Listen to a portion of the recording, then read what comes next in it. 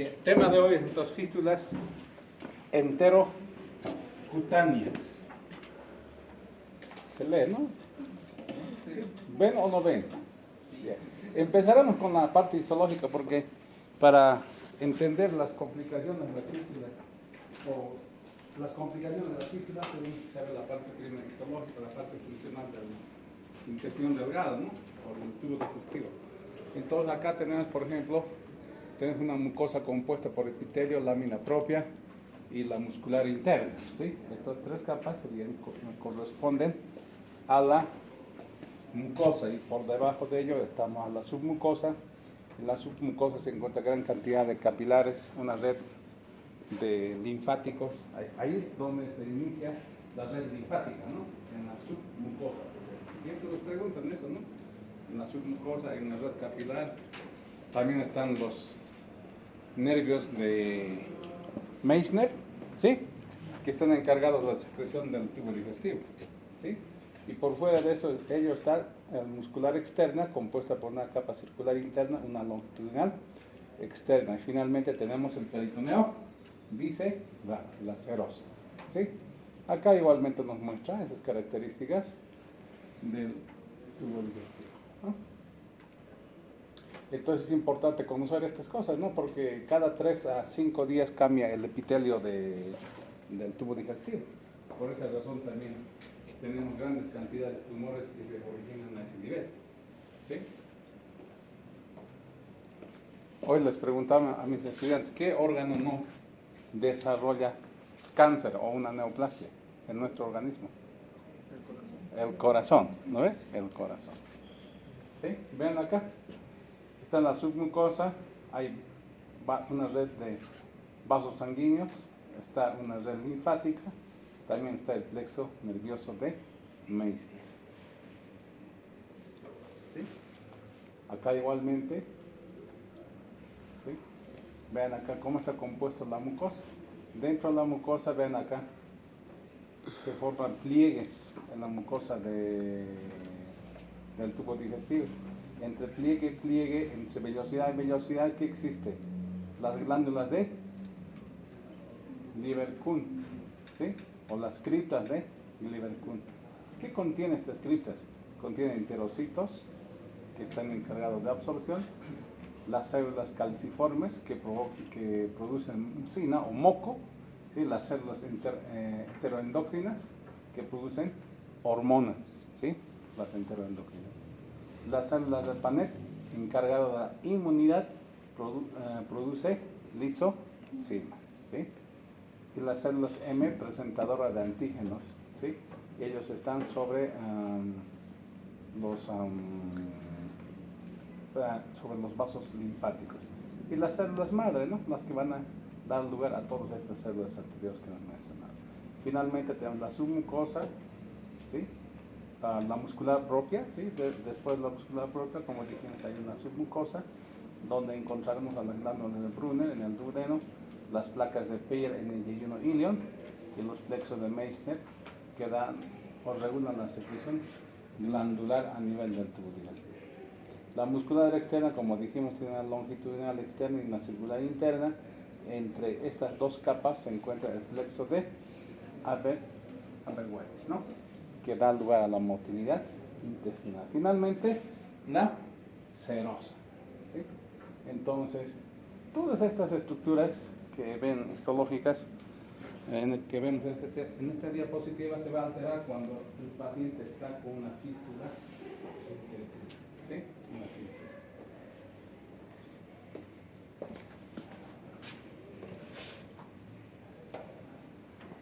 Vean acá la superficie de absorción. Tiene estas tres características. Está formado por pliegues circulares, ¿sí? Por vellosidades. Estos pliegues circulares, ven, aumentan 3 veces la superficie de absorción, ¿no? Las vellosidades, estas, ¿sí? Aumentan 10 veces la superficie de absorción y las microvellosidades aumentan 20 veces la superficie de absorción. Estas microvellosidades forman el borde del cepillo de los enterocitos, ¿sí? Y finalmente en la profundidad, en la base de estos pliegues se encuentra las glándulas intestinales o las criptas de Líbero. ¿Sí? Como dijimos, están formados por varias células, tienen varias funciones, ¿sí? Productora de moco, ¿sí? Enzimas digestivas, antimicrobianos, producen hormonas, ¿sí?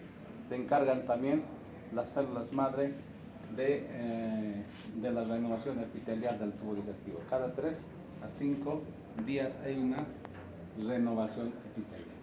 ¿Sí?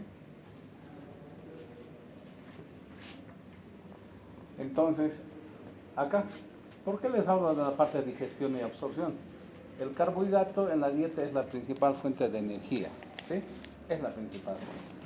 ¿Algún ejemplo? ¿Cuántas calorías necesitamos por día para podernos movilizar en condiciones fisiológicas? Alrededor de 2000 kilocalorías. ¿Y por kilogramo peso cuánto sería?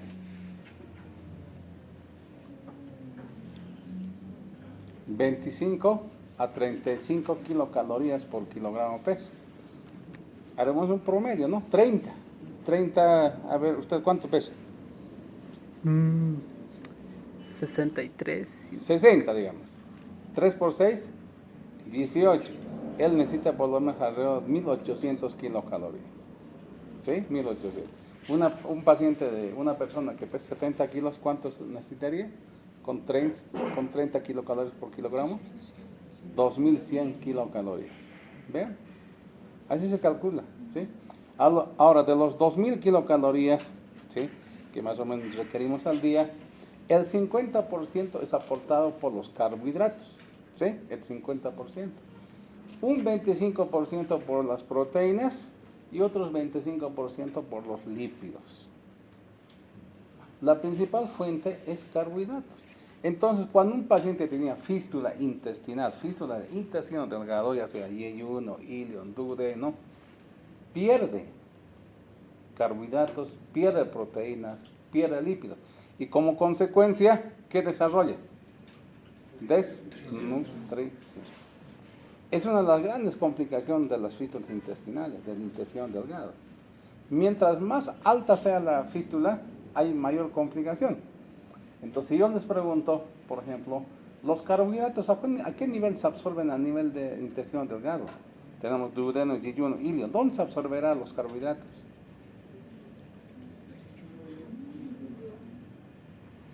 En el yeyuno. Ahora, ¿dónde comienza? Vean acá, ¿dónde comienza el metabolismo, la digestión de carbohidratos? Empieza en la cavidad oral, en la boca. ¿Por acción de quién? Amilasa salival. Después termina ¿dónde? A nivel de duodeno y yeyuno. ¿Por acción de qué? Amilasa pancreática. Los carbohidratos, vean, ingresan como moléculas grandes, pero por acción de esta amilasa a nivel del intestino delgado, a nivel de duodeno y yeyuno, se transforma en azúcares simples, glucosa, galactosa y fructosa. Estas son las 3 formas de absorción de los carbohidratos a nivel del duodeno y yeyuno, principalmente. ¿Sí? Ahora las proteínas, igualmente acá. ¿Sí? ¿Dónde empieza la digestión de las proteínas? En el estómago. ¿Por acción de quién? De la pepsina gástrica. ¿Y dónde termina de hidrolizarse? Por acción de las proteasas pancreáticas a nivel del duodeno y yeyuno. ¿Y dónde se absorben en gran cantidad las proteínas? A nivel del yeyuno. A ese nivel se absorben grandes cantidades de fragmentos, no de proteínas, no se absorbe como proteínas, no se absorben como aminoácidos. Se absorben como aminoácidos. Mientras los carbohidratos se absorben como moléculas simples de glucosa, galactosa y fructosa. ¿No ven? Y las proteínas, las macromoléculas son desintegradas, son hidrolizadas a nivel de duodeno y yeyuno y se transforman en aminoácidos. Estos aminoácidos se absorben a nivel de yeyuno. ¿Sí? A nivel de yeyuno. Los lípidos. ¿Dónde comienza la digestión? En el estómago igual, por acción de la lipasa gástrica. ¿Sí? Una vez que pasa del estómago al duodeno, ¿qué es lo que sucede? Hay un proceso llamado emulsión. ¿Qué quiere decir emulsión? ¿Alguien sabe? dispersión de las macromoléculas de lípidos, ¿no ve? En moléculas pequeñas se transforma. ¿Por acción de quién? Por acción de sales biliares. Y después aparecen las enzimas pancreáticas, la lipasa pancreática, las fosfolipasas A2, el colesterol esterasa, las vuelven más pequeñas todavía en ácidos grasos libres. Los ácidos grasos libres, ¿dónde van a ir? Van a ir a la superficie de los enterocitos, ingresan dentro de los enterocitos y se transforman nuevamente en triglicéridos y se transportan a través de los conductos linfáticos como kilomicrones. ¿Dónde sucede este tipo de absorción y transporte? A nivel del ilion principalmente se absorben las grasas, ¿sí? A nivel del ilion.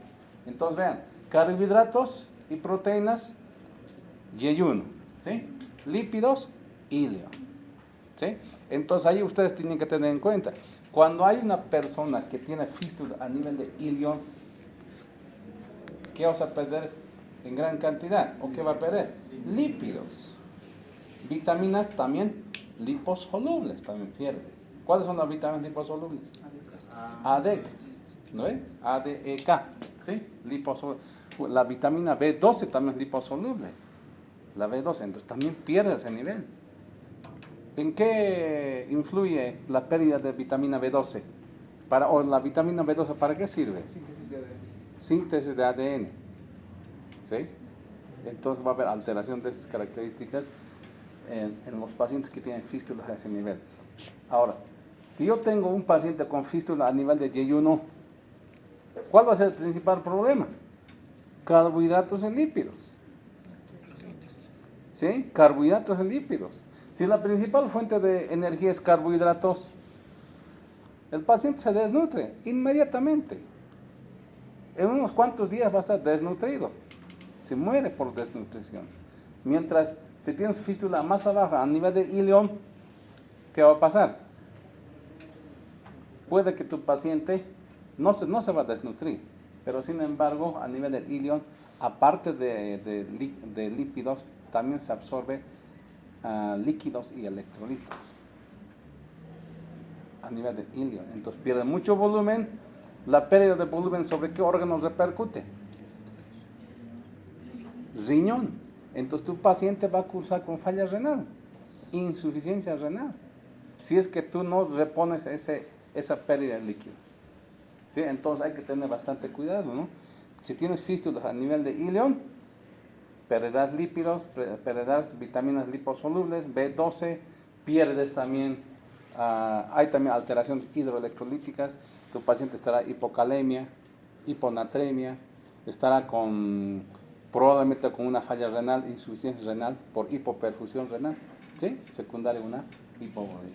Entonces, para entender las fístulas, entonces primero hay que comprender esta parte, ¿no? Aquí tenemos otro cuadrito, ¿no? A nivel duodeno que se absorbe, dice, ¿no? Hierro, calcio, magnesio, ¿sí? Micronutrientes, ¿sí? Y a nivel de yeyuno, monosacáridos, ¿sí? Aminoácidos, vitaminas hidrosolubles, todo el complejo B, ¿sí? Ácido fólico. A nivel de ilion, ácidos grasos libres, colesterol, ¿sí? Como kilomicrones. Vitaminas liposolubles, B12, agua y electrolitos en un 80%, ¿sí? A veces piensan, cuando se les pregunta a los estudiantes, ¿dónde se absorbe gran cantidad de agua en el tubo digestivo? ¿Dónde se absorbe? Colon, dice acaso, como no, ilion. El 80% de agua y electrolitos se absorbe a nivel de ilion. Solo 20% pasa al colon. Entonces tenías un concepto errado, ¿no? Muy bien.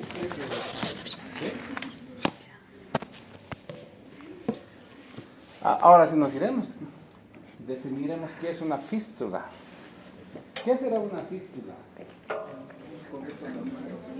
Una fístula es una comunicación anormal a través de un trayecto entre dos superficies epitelizadas.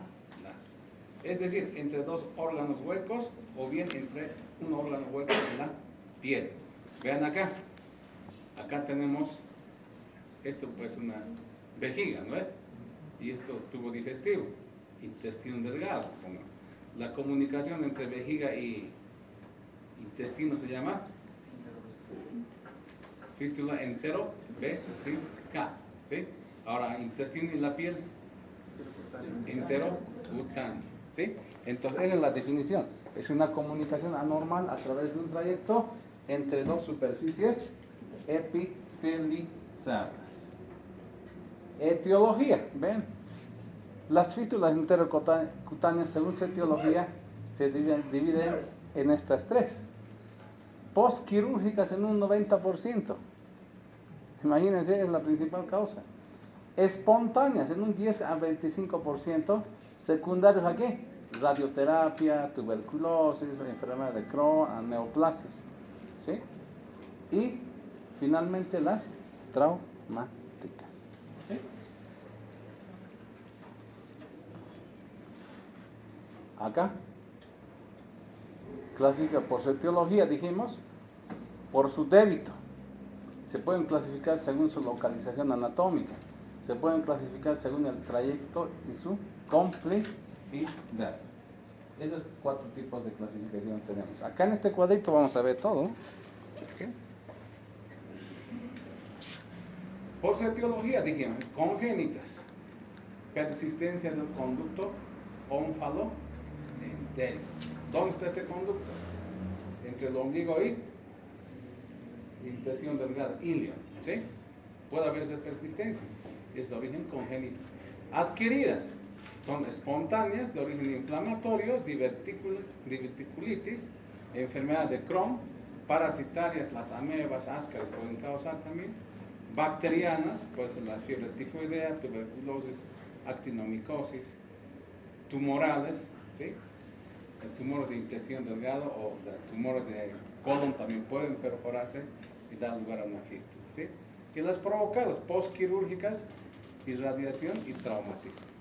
Según su localización pueden ser fístulas de origen gástrico, duodenales, yeyunales, ileales, colónicas o rectales, ¿sí?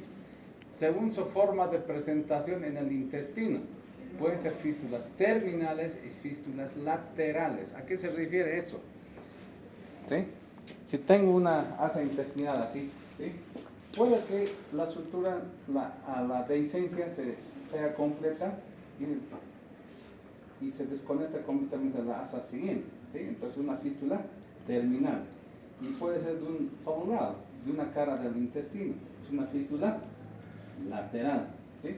Las fístulas laterales tienen mejor pronóstico y las fístulas terminales tienen mal pronóstico, ¿sí? No se cierran de forma espontánea. Por su débito, ¿sí? De bajo débito, menor a 200 ml por día. Débito moderado, entre 200 a 500 por día. Y mayor a 500 ml se debita por la fístula, se llama fístula de alto débito. Por su comportamiento y su complejidad, se vean esta clasificación. Pueden ser fístulas de trayecto corto, con un trayecto menor a 2 centímetros, y fístulas de trayecto largo, mayor a 2 centímetros. ¿Qué importancia tienen estas? Las fístulas, doctores, algunos pueden cerrarse en forma espontánea, otras no. Las fístulas de trayecto corto generalmente no se cierran.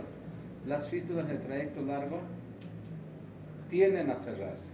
Ahora acá, en este otro cuadro, las fístulas que tienen alto débito, debitan más de 500 ml por día de contenido intestinal, generalmente no se cierran.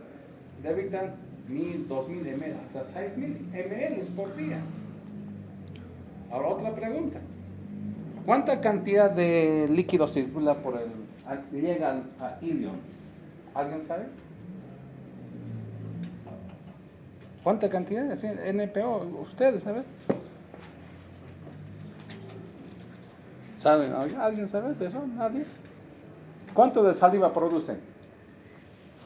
A ver, a estos muchachos, ¿cuánto de saliva? Nada. Ya, 700 ml. Sumen, a ver, 700 ml. Jugo gástrico. entre 700 a 1000. Ya tienes, imagínense, 1000 ml más 700, ¿cuánto es? Son 1700. Jugo biliar, bilis, ¿cuántos ml producimos por día?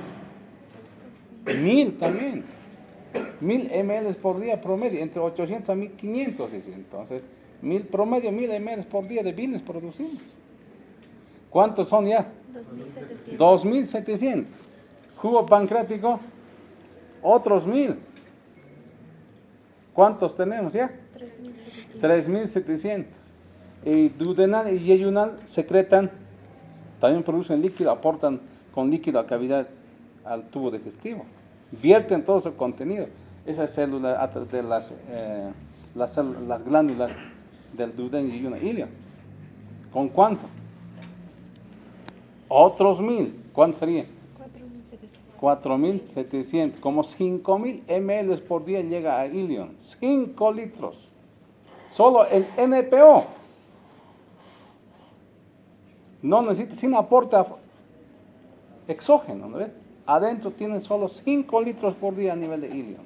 Esa cantidad llega. 5 litros.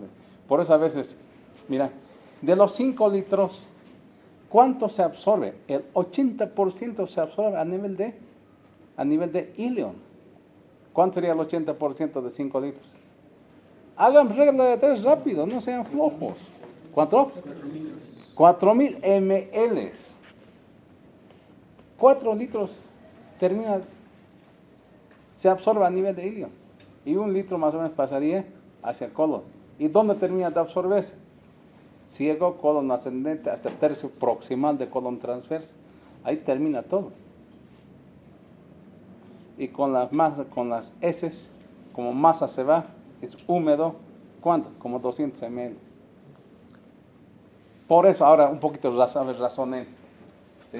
Por eso cuando las personas hacen suturas a nivel del recto, a los pacientes le meten sonda nasogástrica. ¿Para qué? ¿Para qué le meten sonda nasogástrica si ahí las suturas están en el recto? ¿Hasta el recto llegará el líquido? No llega ni una gota. Entonces, ¿para qué? Van a ver, ayer han hecho en el hospital clínicas algunas restituciones, ¿ves? Hay unas señoras con su sonda nasogástrica. ¿Para qué está con sonda nasogástrica si la sutura es colorectal? No tiene sentido. Eso es falta de conocimiento de fisiología. ¿Ves? No sabes nada de fisiología. Y a veces a estos pacientes que tienen suturas intestinales a nivel de colorectal, a nivel de recto, les ponen NPO durante 10 días. No vas a tomar nada. Pero el paciente, doctor, tengo sed, ¿no ve? ¿Puedo tomar un poquito de juguito? Dicen. Esos vasitos de plástico, ¿cuántos ml tendrá? 200 máximo. O menos todavía, ¿no ve? Ese es chiquitito. Esto debe ser grande. ¿Cuántos ml? 500 ml debe tener. Imagínense, 100 ml. 100 ml te afectará en algo. Le agregas a 5 litros, 5100 va a ser, ¿no ve? No afecta en nada. Por eso a los pacientes que tienen suturas intestinales no es necesario tenerlos en ayunas durante 10 días y meterlos en una zona nasogástrica. Antes evidentemente hacían todo eso, pero actualmente no se hace eso. ¿Sí? Otra cosa que tienen que ver ustedes, que el estómago, anótense eso, el estómago tiene un hilio de 24 horas. ¿Sí? ¿Qué es hilio? ¿Qué entiende usted por hilio? ¿Parálisis? No. Entonces, ¿qué es? Detención de tránsito. ¿Detención de tránsito? No. Hilio se define, ¿ya?, como alteración de la motilidad intestinal. Así se define, ¿sí? Alteración de la motilidad intestinal. Puede ser en ascenso, es decir, aumenta la motilidad intestinal, o puede ser en descenso, cuando se reduce la motilidad por procesos inflamatorios, por ejemplo. ¿Y cuándo aumentaría la motilidad intestinal? En procesos obstructivos, en procesos mecánicos. Cuando hay obstrucción mecánica de intestino delgado, intestino grueso, ¿qué pasa? Aumenta el peristaltismo para vencer esa resistencia hasta que se cansa, ¿no ves? Se paraliza nuevamente. Entonces, el ilio se define como alteración de la motilidad intestinal, ¿sí? El estómago, por ejemplo, tiene un ilio de 24 horas, el intestino delgado 72 horas tiene el ilio. En este caso se paraliza, ¿sí? Reduce la motilidad intestinal por manipulación, por sangrado, por desequilibrios hidroelectrolíticos, por todos estos factores, ¿sí? 72 horas de ilio. Colon, 4 días de ilio. Ahora aquí viene otra pregunta. Ustedes han debido escuchar las visitas, ¿no? Los residentes, los internos dicen, doctor, paciente posoperado, no tuvo catálisis, ¿no? Eliminación de gases negativa. En el primer día posoperatorio. Obvio, pues no va a tener. ¿O no? Si el colon va a tener ilio de 4 días. Doctor, no tuvo catálisis. Oye, no te preocupes, espera 4 días. Entonces, ustedes tienen que saber estas cosas, ¿no?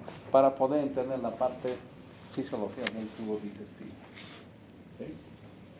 Ahora, dijimos, las fístulas de alto débito son los que tienen mayor riesgo, no se cierran espontáneamente. Las de bajo débito y moderado débito pueden cerrarse en forma espontánea, estas fístulas, ¿sí? Las de trayecto corto generalmente no se cierran, ¿sí? Trayecto largo tiene tendencia a cerrarse en forma espontánea. Hay fístulas simples con un solo trayecto o múltiples trayectos. Puede haber 1 o 2 orificios a nivel del tubo digestivo, ¿sí? Puede haber también fístulas complejas con trayectos, aquí con múltiples trayectos, múltiples orificios y cavidades intermedias. ¿Qué quiere decir? Tiene un orificio en el intestino, el contenido se vierte a una cavidad intermedia, de esa cavidad intermedia recién sale a la pared, hacia la piel. Sí, estas fístulas son llamadas fístulas complejas. Generalmente no se cierran. ¿Sí? Ahora, fístulas controladas y descontroladas, también hay otra por su complejidad. Las controladas, ¿a qué se refieren? Son fístulas, ¿ya?, donde el orificio del intestino vierte directamente a través de un trayecto hacia la piel del contenido, ¿sí? El contenido intestinal sale del intestino directamente hacia la piel, sin contaminar el resto de la cavidad abdominal. Es una fístula controlada. Ahora, una fístula descontrolada es cuando sale del orificio del intestino, ¿sí?, de una fístula intestinal, y no sale directa a la pared abdominal, sino se dispersa en toda la cavidad abdominal, ¿sí? Provoca sepsis. Es una fístula descontrolada, ¿sí? Descontrolada. Una fístula controlada puedes dejarlo. Nosotros tenemos aquí al frente una señora con 2 fístulas controladas, ¿no ve? Una fístula biliocutánea y una fístula gastrocutánea. Tiene estómago fistulizado en la pared y a través de un drenaje sale contenido gástrico. Tenemos otra fístula de la vía biliar principal a la pared. Ambos son fístulas controladas. No están dispersándose el contenido en la cavidad abdominal. ¿Sí? Acá tenemos, vean, estas fístulas, ¿no? Es una fístula con trayecto largo, ¿sí? Trayecto único, ¿sí? Tenemos aquí otra fístula, vean, una fístula, pero con cavidad intermedia. De la cavidad intermedia recién sale hacia la pared, ¿sí? Otra fístula, vean, con trayecto corto y con 2 trayectos, es labiado, dice, ¿no? Vean, ¿sí?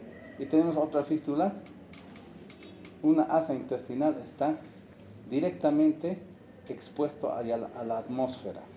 Aquí le falta pared. ¿Cómo se llama este tipo de fístula? Enteroatmosférica, así se llama. Enteroatmosférica, ¿sí? Una víscera está en contacto, no está en directa relación con la atmósfera, porque le falta un pedazo de pared abdominal.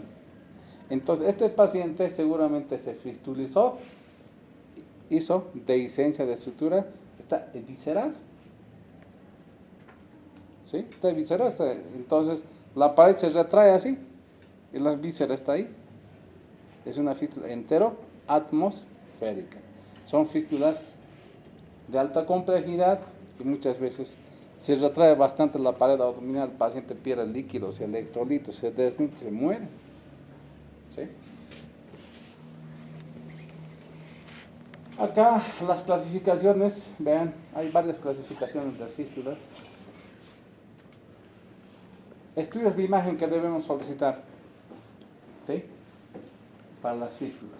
El primer estudio de imagen, gold estándar, es la tomografía abdominal contrastada, ¿sí?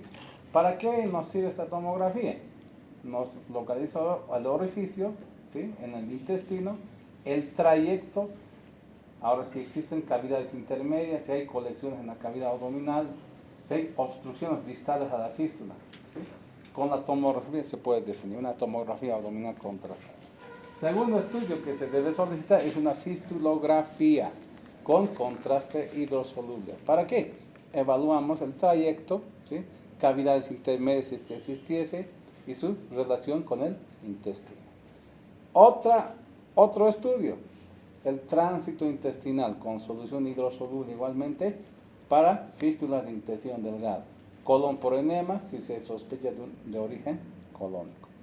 Y hay otros estudios que podemos solicitar, una ecografía abdominal, resonancia magnética, ¿sí? Endoscopía digestiva alta, colonoscopía, pero en ciertas situaciones.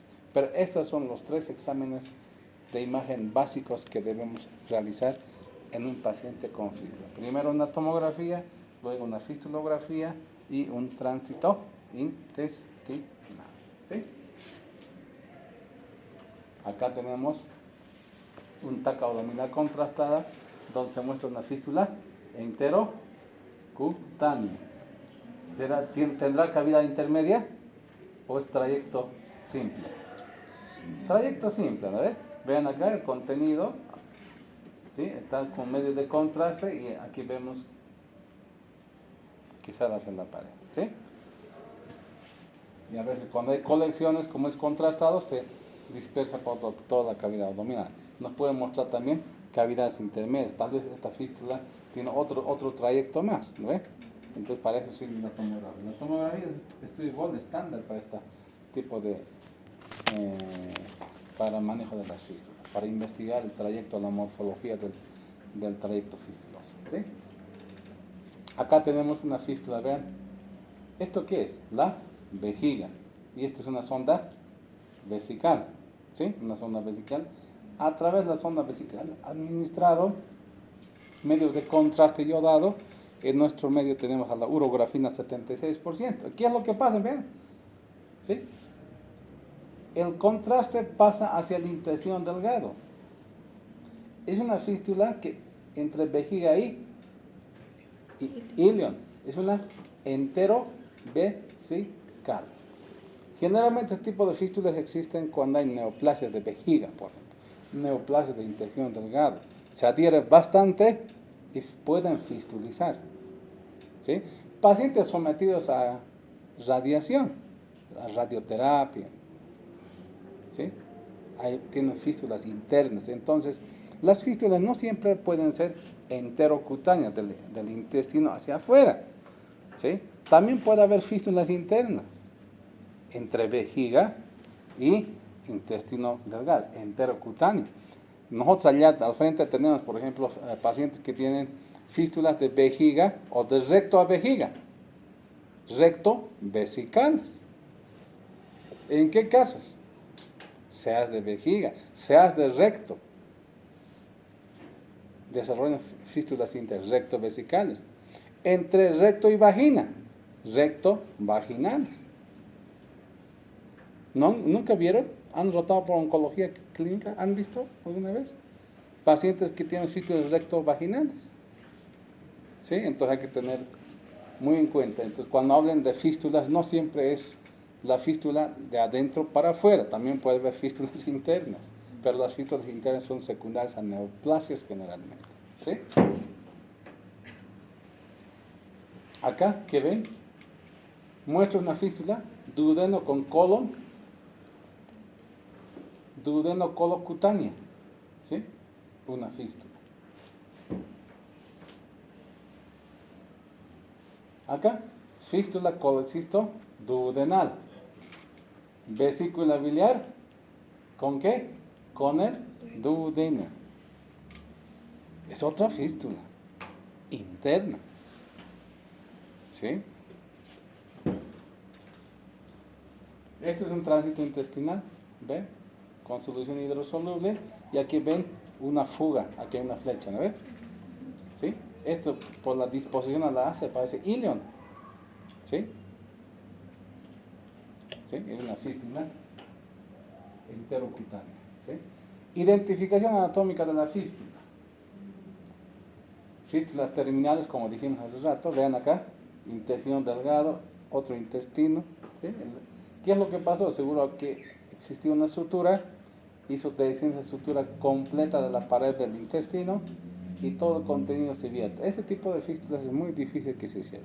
Esto no se cierra, esto requiere tratamiento quirúrgico para cerrar. ¿Sí? ¿Sí? Por dehiscencia completa de sutura. Fístula lateral, vean. Aquí hay continuidad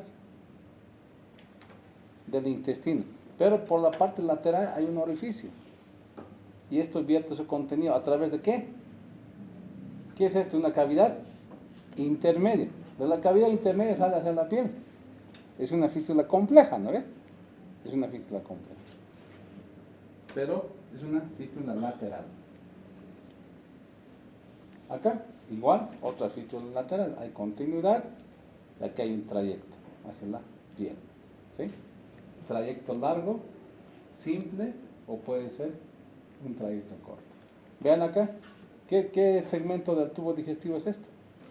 Ciego. ¿Qué ven acá? Un trayecto fistuloso desde el ciego hacia la piel. ¿Cómo se llama? Fístula colocutánea. ¿Sí? Con un trayecto largo. Cuando tiene un trayecto largo generalmente se cierra. ¿Esto tiene cavidades intermedias? No, ¿no ve? Es una fístula controlada. El contenido fecal sale directamente hacia la piel. No contamina el resto de la cavidad peritoneal. Esta, por ejemplo, es una fístula enteroatmosférica. Aquí le falta un pedazo de la pared abdominal. ¿Sí? Se entiende ya, ¿no? Ahora ya están dominando. ¿Sí? Enterocutáneas, fístulas enteroatmosféricas. Aquí tenemos el orificio cutáneo. Vean, ¿cuántos orificios tiene acá? 3 en esta pared. Pero esto es una enteroatmosférica. Mira, aquí le falta un pedazo de la pared abdominal. Está abierto ese paciente, ¿no? Y la fístula está directamente en relación con la atmósfera. Es una enteroatmosférica. Acá, fístulas enterocutáneas con obstrucción distal. Imagínense acá. Acá tienes una fístula que va de intestino delgado a la pared, es una enterocutánea, pero por debajo de eso, en la parte distal, hay obstrucción del intestino delgado. Estos tampoco cierran. Estos requieren tratamiento quirúrgico para su resolución. ¿Sí? Fístula onfaloentérica, como dijimos hace rato, vean, del intestino delgado al ombligo. ¿Sí? De origen congénito. Manifestaciones clínicas, ¿sí? ¿Cómo se manifiesta la fístula cuando está sometida? Hemos dicho, el 90% de las fístulas habían sido postquirúrgicas, ¿sí? El 90% es postquirúrgico.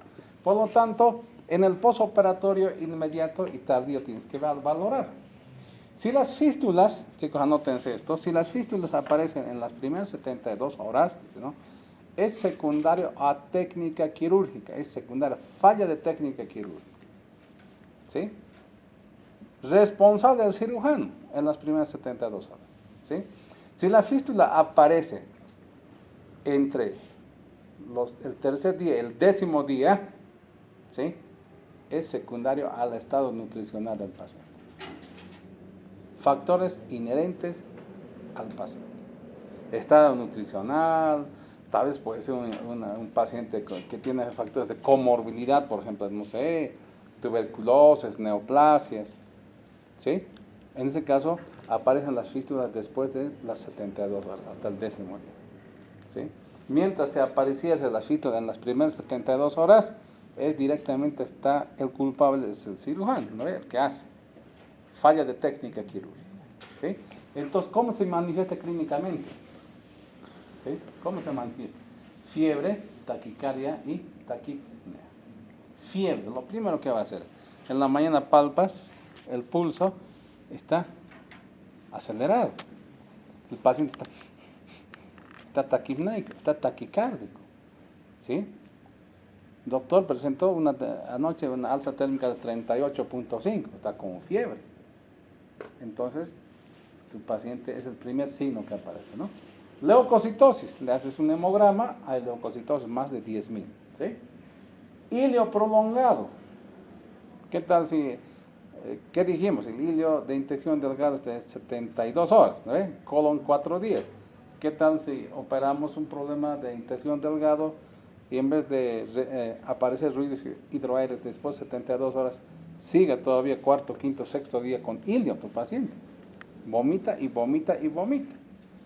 Entonces, también es otra manifestación clínica de fístula. Algo sucede ahí adentro, no es normal que tengan hilio prolongado, ¿sí? O dolor abdominal, ¿sí? Y finalmente, infección de la herida, otra manifestación clínica, ¿sí? Complicaciones, la triada clásica, desequilibrio hidroelectrolítico, ¿sí? Desnutrición y sepsis. Esas son las tres grandes complicaciones de una fístula intestinal. Y otras, insuficiencia intestinal, disfunción multiorgánica, complicaciones locales de la pared abdominal, dermatitis, porque el contenido de intestino delgado es ácido o es alcalino.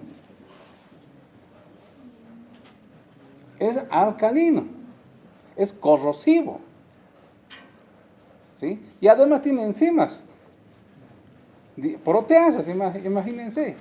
Esto provoca dermatitis alrededor de la fístula. Los pacientes, toda la pared abdominal está pues llena de dermatitis. Doctor, eso le duele más que la misma herida quirúrgica, le arde, ¿sí? Entonces, estas son las complicaciones, ¿no? Desequilibrio hidroelectrolítico, desnutrición y sepsis, las tres principales complicaciones. Manejo de la fístula enterocutánea, ¿cómo se maneja?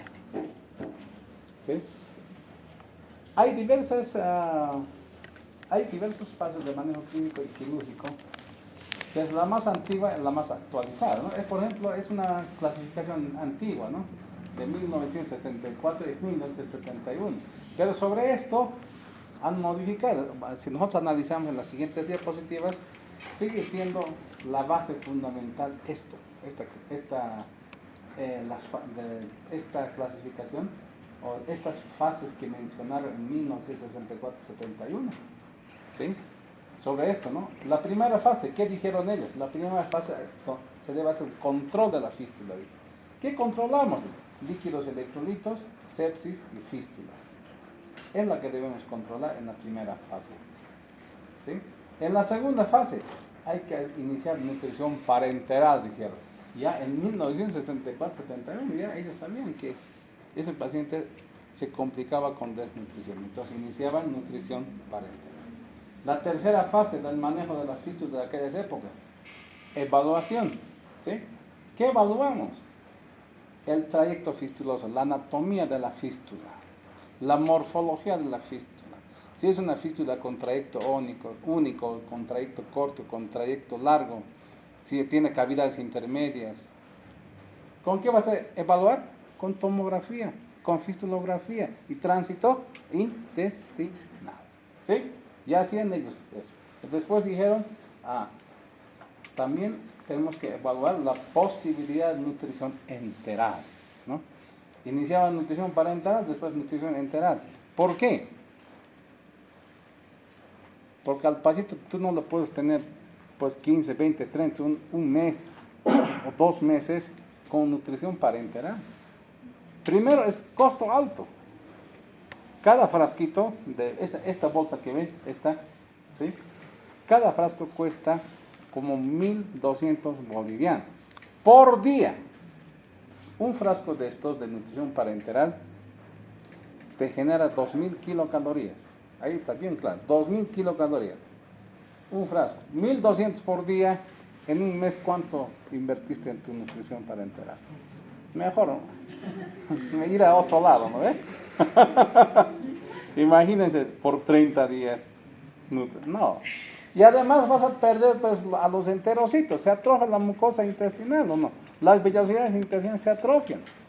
Si tú lo mantienes así, una vez que tu paciente salga, se recupere, vas a tener un tubo rígido, sin capacidad de absorción.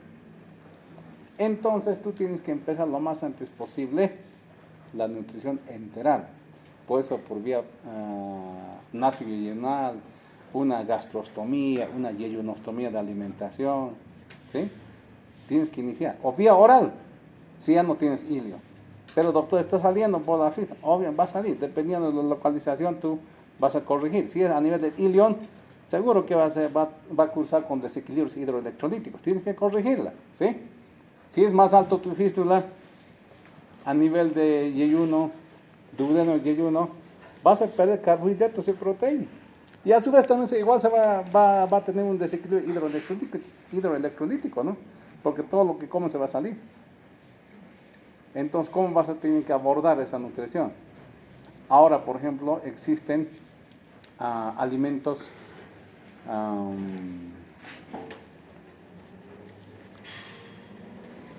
poliméricos, oligoméricos y semielementales. ¿A qué se refiere alimentos poliméricos? ¿Alguien sabe? O oligoméricos. Son cadenas grandes. Digamos, se hace un licuado de manzana. Digamos. ¿Qué van a hacer? Son carbohidratos de cadena grande. Pero esos carbohidratos ¿ya? Tienen que ser hidrolizados a nivel del duodeno e ilio, pero a nivel del duodeno y yeyuno, ¿sí? Para transformarse en monosacáridos, ser absorbidos. Ahora, ¿qué es lo que sucede? En nuestro mercado existe leches, suplementos alimenticios, ¿sí? Leche, con proteínas de cadena corta, ¿sí? De cadena corta. Se llama suplementos semielementales, se llama. El Pepti Junior, por ejemplo. Pero el frasco de esa leche es carísimo. Debe estar por los 700 bolivianos, un frasquito de 500 gramos. Es carísimo. ¿No? Es así. El Pepti Junior. Es el único semielemental que tenemos. Después el resto de las leches que ven, no sé. ¿Qué otros más conocen? ¿Cómo? ¿Tienes tus guaguas o no? ¿No ve? Esas leches, suplementos alimenticios, tienen aminoácidos, lípidos, carbohidratos de cadena larga. ¿Sí? Entonces, si yo le doy, digamos, a este paciente que tiene fístula a nivel de ilion, le doy jugo de naranja, no sé, que coma carne, algunas verduras, ¿qué va a pasar? Todo lo que come se va a salir. Aunque le dé de comer, se va a salir todo. Voy a perder proteínas, carbohidratos, lípidos más, ¿no? Porque no va a pasar hacia abajo, así. Tu paciente desnutre, entonces tengo que iniciar pues nutrición parenteral. ¿Sí? Entonces le daré más nutrición parenteral, pero tenemos que nomás restituir la vía oral para no perder vellosidades intestinales. Aunque no se absorba nada. ¿Sí? El año pasado tuvimos un paciente así que tenía fístula de yeyuno. Yeyuno, por trauma abdominal se fistulizó. Hemos luchado como 3 meses con ese paciente. ¿Sí? Nutrición parenteral, parenteral. Más bien el seguro universal cubre. Imagínense si no cubriera. 1.200 por día. Generalmente mueren nomás, ¿no? No, doctor, no tengo plata, ¿con qué compra esto? ¿No ves? No se puede todos los días. Entonces, ustedes tienen que iniciar nutrición parenteral y darle también vía oral, ¿sí? Y a veces por la misma fístula que tiene, se cateteriza, y por la misma fístula pueden introducir un catéter y pueden dar todos los alimentos licuados hacia la parte distal. Si es yeyuno, conecta el yeyuno un catéter así y ingresa el alimento por ese catéter a la parte distal del intestino delgado que está sano. Así se llama fistuloclisis, nutrición a través de una yeyunostomía. O puedes hacer también en forma quirúrgica, ¿no? ¿Sí? Colocar un catéter en el yeyuno y a través de eso administrar alimentos licuados, ¿sí? Para reducir gasto al paciente. Y finalmente vean aquellas fístulas rebeldes que no se cerraban en forma espontánea, cirugía, ¿sí? Cirugía para cierre definitivo de la fístula o cirugía para control de la sepsis. Esto es el cuadro original. Ahora, este es el manejo actual de las fístulas enterocutáneas, el SNAP, ¿no? Apréndanse esto, SNAP, ¿sí? ¿A qué se refiere? Control de la sepsis, es lo mismo que la anterior, ¿no? Control de la sepsis, estabilización del paciente, ¿sí? ¿Cómo dice, no? Control de la sepsis y cuidados cutáneos. Acá también ingresa hay control del balance hidroelectrolítico, ¿sí? Ahí está. Después va a la siguiente fase, que es la nutrición, lo mismo, ¿sí? La tercera fase del manejo de la fístula intercutánea es evaluar la anatomía de la fístula, la morfología. ¿Y cómo vamos a evaluar la morfología? ¿Con qué estudios dijimos? Tomografía, fistulografía, tránsito intestinal. Es lo mismo que la anterior, ¿no? Con otro nombrecito, ¿no? SNAP, ¿sí? Plan, finalmente, plan definitivo, plan quirúrgico. Entonces, esto ha sido inventado en 2004 en el Reino Unido, ¿no? ¿Sí? Entonces, el famoso SNAP, del manejo actual de las fístulas enterocutáneas. Pero si nosotros analizamos esto, sigue siendo la anterior clasificación. Esto, ¿no ve? Del 1964 y de 1961. De Chapman y Sheldon. Ellos ya manejaban así, pero actualmente no se me otro nombrecito, ¿no? El SNAP. ¿Sí? Acá. ¿A qué se refiere la estabilización, ¿no? Del SNAP, la estabilización. ¿Qué vamos a estabilizar? Restaurar volumen circulante efectivo, desequilibrios hidroelectrolíticos, supervisión cuidadosa para asegurar el beneficio de la terapia, monitoreo invasivo, débito urinario, ¿sí? Todo eso, catéteres Swan-Ganz para medir la presión de capilar pulmonar, ¿sí? Y vean si el paciente si tiene o no shock, reponer líquidos. Esa es la fase de estabilización, ¿sí? Líquidos, electrolitos, medio interno, todo eso, ¿no? Actualmente tenemos todo eso en nuestro medio, ¿no? ¿Sí? Control de la sepsis, la segunda fase.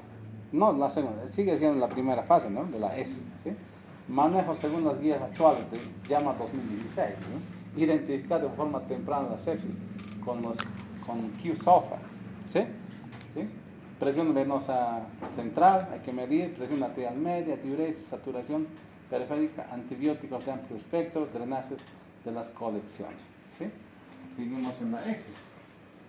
Cuidados locales de la piel, vean, estos son las dermatitis alrededor de la fístula. Esto a veces se digiere bastante, las enzimas pancreáticas, ¿sí? Digieren la piel y la solución alcalina irrita bastante la piel, ¿sí? Entonces, ¿cómo cuidarles, no? Prevenir las irritaciones continuas de la piel. Fístulas de bajo gasto se manejan adecuadamente con apósitos secos, ¿no? Entonces hay que aislarlos. Nosotros tenemos caraya para cubrir la piel, ¿sí? Antes se usaba pinturas, las pinturas plateadas para la pared, con eso se pintaba, ¿sí? Entonces todo, para que no irrite, ayuda bastante, ¿sí? Ayuda bastante. Y a veces hay que poner una bolsita de ostomía, de colostomía, entonces para que salga directamente el contenido hacia la bolsa y no irrite la piel. ¿Sí? Control del drenaje de la fístula, vean acá. ¿Sí? La fístula, la cubrieron la herida y un mecanismo de absorción continua a baja presión. ¿Sí? En abdómenes abiertos. Tratamiento de las fístulas enterocutáneas de alto gasto y heridas complejas mediante sistemas de terapia de presión negativa. Vean acá. ¿Sí? ¿Alguna vez han visto ustedes una fístula enterocutánea pero enteroatmosférica tiene que ser, no cualquier fístula? ¿Sí? Una enteroatmosférica, ¿sí? Donde hay ausencia de piel de la pared abdominal. ¿Qué es lo que sucede? Vean, se conecta a un aspirador común y corriente. El aspirador común y corriente está conectado a un frasco, a un reservorio de contenido, ¿no? Y de ahí sale una manguera hacia la fístula. Esa manguerita aspira hacia el frasco conectado. Esto es sistema de terapia a presión negativa. ¿Sí? Va. ¿Qué quiere decir? Sistema de vacío y compactación. Vean acá. ¿Qué es lo que sucede en estas imágenes? ¿Sí? Vean, acá tenemos una fístula. La pared tiene unas esponjas donde se incrusta un catéter y a través de ese catéter está conectado pues, al aspirador, la aspira constantemente. Y así el contenido intestinal no se dispersa en toda la pared abdominal. ¿Y esto qué provoca? Regeneración de la fístula enteroatmosférica, reepitelización, ¿sí? Se cierra, promueve al cierre de la fístula. Este sistema de vacío y compactación, el SIVACO, ¿sí? Es la más útil para fístulas de alto débito en nuestro medio, ¿sí?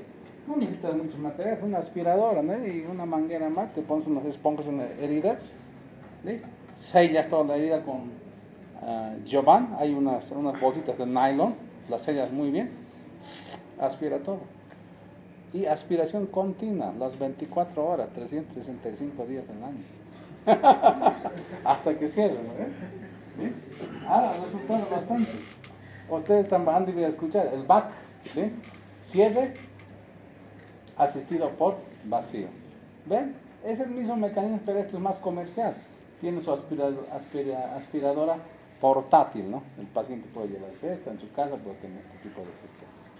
¿Sí? Hasta que se cierre la fístula. En serio. Nosotros el año pasado hemos tenido pacientes con este tipo de pacientes, nos tuvimos con fístulas enteroatmosféricas, pacientes que han sido operados por TB peritoneal complicado, fístulas intestinales por TB peritoneal, o TB intestinal, perdón. Entonces, evisceran, se abre toda la pared y la fístula está al medio, entonces las haces expuestas.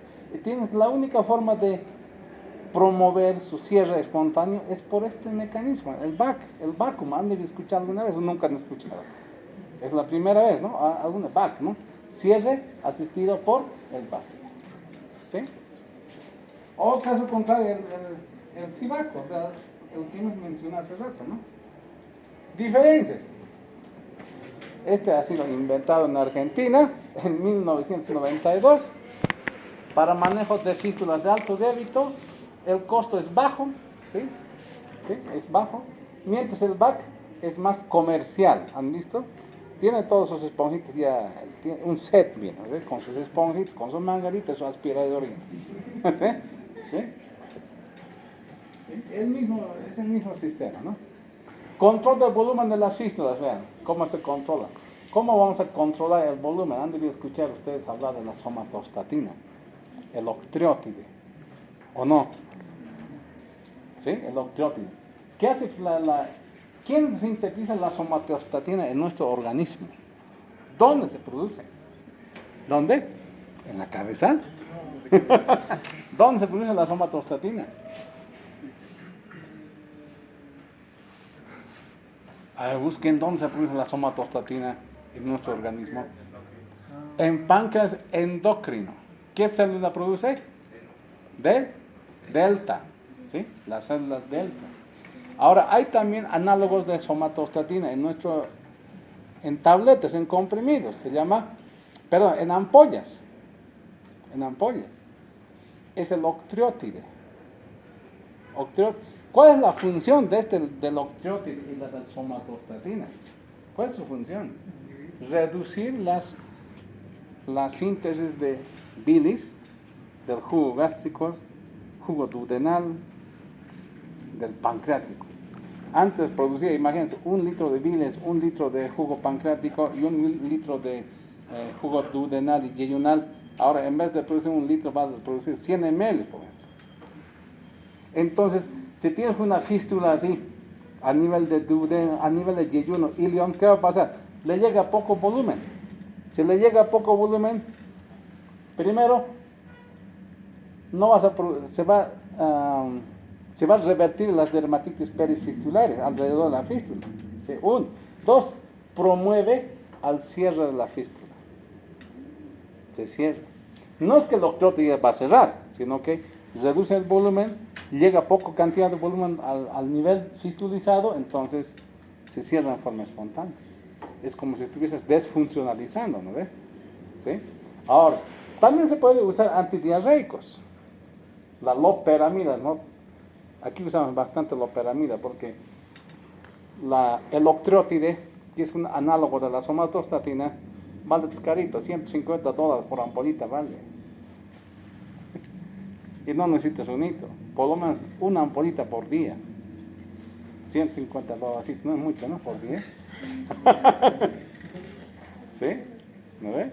Entonces preferimos nosotros utilizar loperamida. ¿Sí? Loperamida. ¿Sí? Tenemos fístulas de intestino delgado.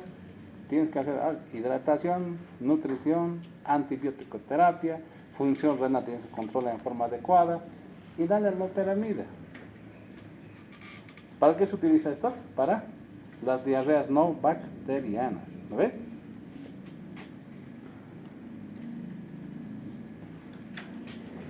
Ya dijimos, nutrición, en esta imagen dice todo, ¿no? Nutrición, puede ser a través de una gastrostomía, yeyunostomía de alimentación, puede ser una nutrición parenteral, nasoyeyunal o por vía oral. Pero sí o sí tienes que hacer la nutrición de tu paciente. Iniciar una nutrición parenteral hasta que se estabilice tu paciente. Una vez que esté estabilizado, iniciar la vía oral, lo más antes posible. Antes que se te atrofien las velocidades intestinales. ¿Sí? Acá. Nutrición a través de la fístula, ¿ya? Una fistuloclisis, como ya les dije, ¿no? Por el cabo distal de la fístula se puede introducir un catéter y a veces ¿ves la fístula? Un huequito acá, ¿sabes de dónde viene? Y otro huequito que va hacia abajo, ¿sí? Por el cabo distal le introduce un catéter y a través de eso puedes nutrir también al paciente. Fístula. ¿Sí? Lo mismo, ¿no? ¿Cómo vamos a investigar la anatomía o la morfología de las fístulas? Tomografía, fistulografía, tránsito intestinal, resonancia magnética. Factores que favorecen el cierre espontáneo de la fístula y factores que desfavorecen el cierre. Vean acá, fístulas de bajo débito se pueden cerrar, ¿sí? Trayecto fistuloso largo, ¿sí? Buen estado nutricional, esto es importante. Si tienes un paciente con buen estado nutricional, solito se cierra la fístula. Si está desnutrido tu paciente, no se va a cerrar nunca tu fístula, ¿sí? Nunca, ¿sí? Localización. Mientras más distal sea la fístula, tiene mejor pronóstico, puede cerrarse. Las fístulas duodenales y yeyunales generalmente no se cierran de forma espontánea. ¿Sí? Por eso, mientras más proximal tu fístula, mayores complicaciones. ¿Sí? ¿Sí? Mayores complicaciones del paciente, desnutrición, desequilibrio hidroelectrolítico, no se cierra la fístula. Mientras más distal, ilion, colon, las fístulas generalmente se cierran. ¿Sí?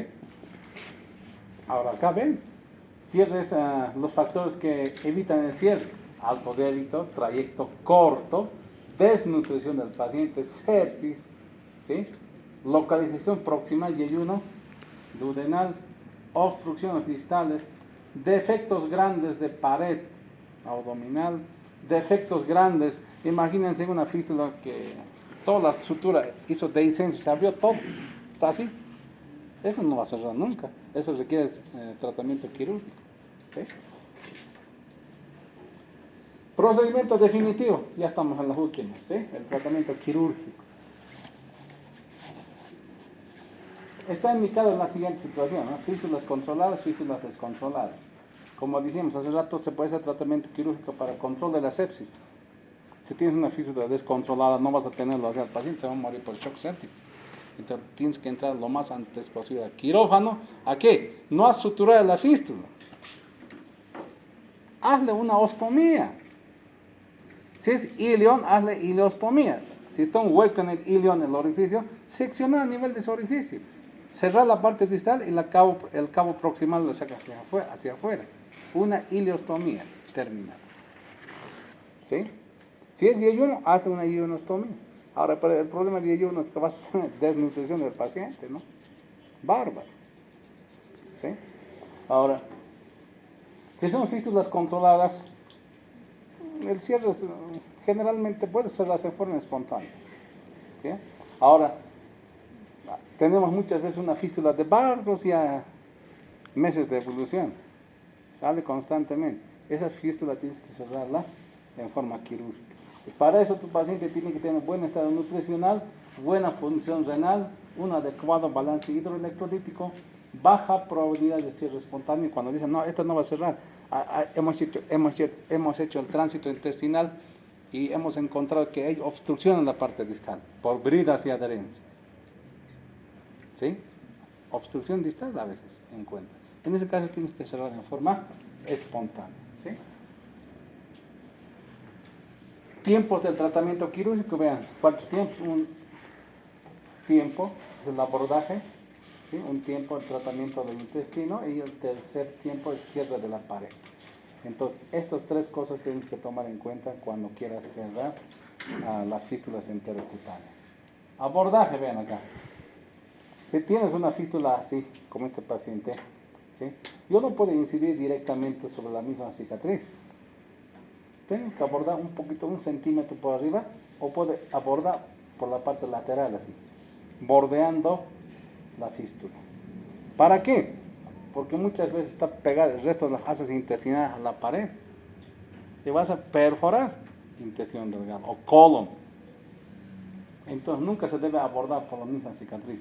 Aborden un poquito más arriba, un poco más abajo, o puede ser bordeando la cicatriz o alrededor de la fístula. ¿Sí? Tratamiento del intestino. Una vez que estén ya liberen como esto, entran en cavidad abdominal, han encontrado la fístula intestinal, ¿qué hacen? Resección del segmento. Nunca suturar ahí mismo, ¿no? Porque se vuelve a abrir. ¿Sí? Mucha gente entra, reaviva los bordes, lo sutura. Seguro que se va a abrir. Tienes que resecar y anastomosar bien. ¿Sí? Entonces, resección del segmento fistulizado. Y puedes hacer anastomosis término-terminal, como esto. ¿Sí? Término-terminal. Una anastomosis lateral y término-lateral. Puede ser un bypass. ¿Qué tal si ingresas a cavidad abdominal? Lo primero que te vas a encontrar son adherencias bárbaras. No sabes cuál es cuál ahí adentro, está todo sellado. No sabes a cuál lado va el intestino. Tal vez vas a hacer